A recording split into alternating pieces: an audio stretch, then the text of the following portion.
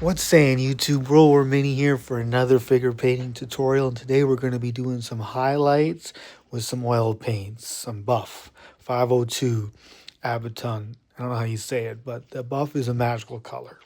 So like always, we want to unload our oils on a piece of cardboard. Look at all that oil coming out.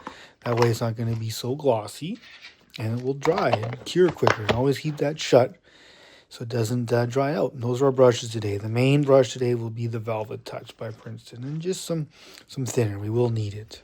I always keep a little bit of dirty thinner going in an old jar just to clean my brushes. Let's go in with a 5-0. This first technique is going to be straight from the tube. Of course, I've prepped it, but let's get the brush loaded up.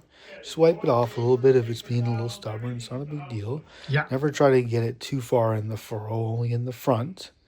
And we're just going to pick up the highest folds on his pants. This is a little bit easier with this technique when the paint is straight from the tube.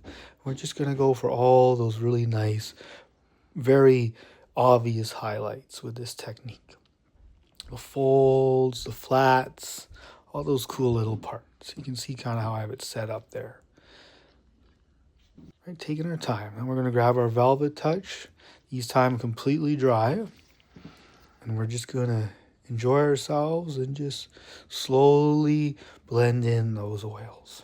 Oils are very interesting paints. They have super, super, super fine pigment where you can do this and you won't even know that you painted it. It'll look so realistic.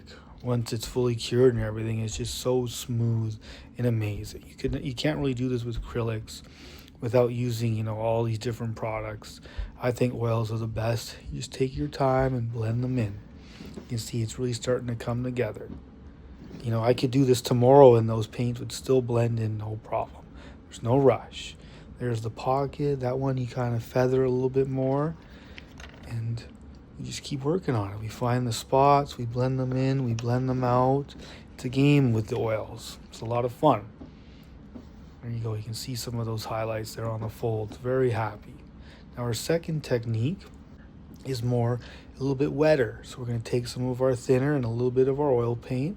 Sorry for the focus here, but this is good for shoulders, breasts, things where you want a smooth fade. So we're just going to take a really lightly dampen with our thinner, and we're just going to feather in those highlights, just popping them in and out.